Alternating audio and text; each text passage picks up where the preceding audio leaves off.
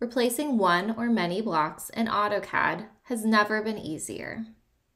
Select the block or blocks you want to replace.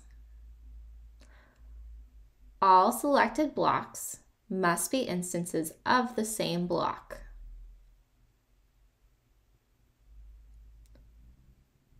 Click Replace or use the BRE Place command.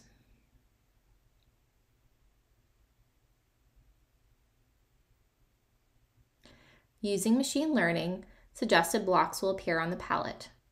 In addition, you can pick a block on your canvas to replace with or choose from a visual list of your most recently used blocks from the palette. Select a replacement block and enjoy an instant change.